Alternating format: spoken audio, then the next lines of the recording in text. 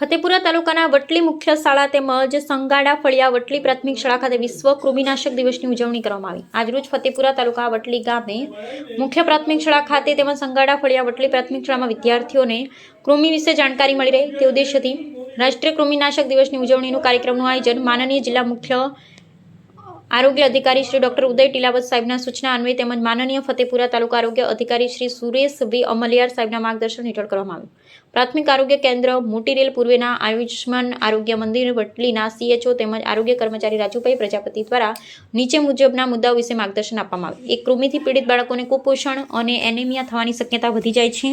કૃમિના કારણે બાળકો થાક અનુભવે છે। કૃમિના કારણે બાળકોનો શારીરિક વિકાસ તેમજ માનસિક વિકાસ અટકી શકે છે। કૃમિથી બચવા માટે બાળકોમાં સ્વચ્છતા જાળવવી જરૂરી છે।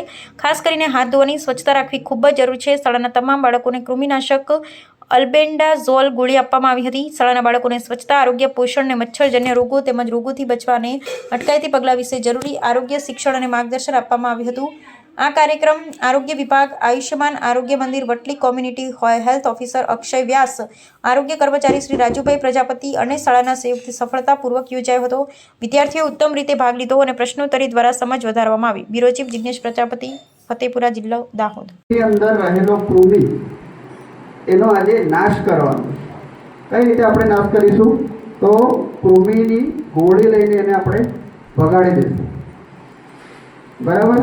તમારા શરીરના, તમારા પેટની અંદર, તમારા આંતરડાની અંદર કઈ રીતે કૃમિ પેશી જાય છે, એને અટકાવવા શું કરવું જોઈએ, એને ભગાડવા માટે શું કરવું જોઈએ, એના લક્ષણો શું છે, શું સાવચેતી રાખવી પડશે, એ તમને હું જણાવું। સૌપ્રથમ તો આપણે જાણીએ કે કૃમિ સામાન્ય રીતે એના બે પ્રકાર છે। કેટલા પ્રકાર છે? બે પ્રકાર। એક રાઉન્ડ હોમ અને એક હૂક હોમ। હૂક હોમ એટલે આ જે કડી આવે છે, આ રીતે હૂક આકારની, એ પ્રકારનું એક એના જંતુ આવે, અને બીજો છે રાઉન્ડ હોમ એટલે ગોળાકાર આવે। આ બંને પ્રકારના કૃમિ તમારી ઉંમરના બાળકોમાં વધારે જોવા મળે।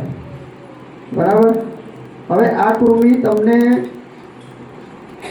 તમારા આંતરડાની અંદર પ્રવેશ કેવી રીતે કરે, એને પ્રવેશ કરતા અટકાવવો, એને જંતુઓ તમારા શરીરમાં જતા અટકાવવા માટે તમારે શું કરવું જોઈએ? સૌપ્રથમ તો તમારા શરીરની સ્વચ્છતા રાખવી જોઈએ। શું રાખવું જોઈએ?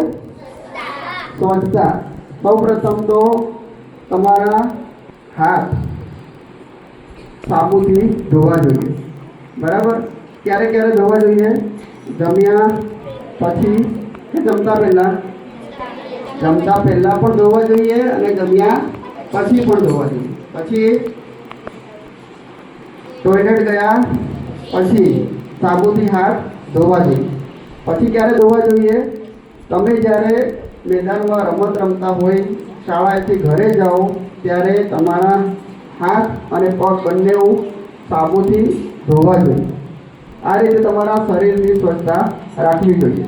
પછી જ્યારે તમે મળ ત્યાગ કરો છો, શૌચાલય જાઓ છો, સંડાસ જાઓ છો, બાથરૂમ જાઓ છો, ત્યારે પણ તમારે પગની અંદર શું ચપ્પલ પહેરીને જવું જોઈએ। આ પ્રકારની સ્વચ્છતા રાખીએ તો આપણને કૃમિ નહીં થાય। બીજું, આપણને કૃમિ ક્યારે થાય?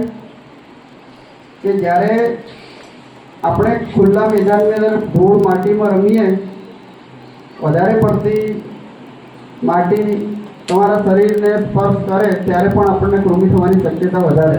તમારા ઘરે આવેલા શાકભાજી હોય કે ખોરાક હોય એ સ્વચ્છ રાખવા જોઈએ, અને હંમેશા તાજો રાંધેલો ખોરાક જ ખાવો જોઈએ। વાસી ખોરાક પણ ન ખાવો જોઈએ।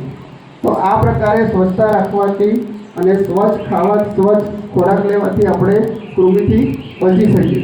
હવે કૃમિ તમને થયો હોય ત્યારે શું કરી શકાય? જ્યારે કૃમિ તમને થયો છે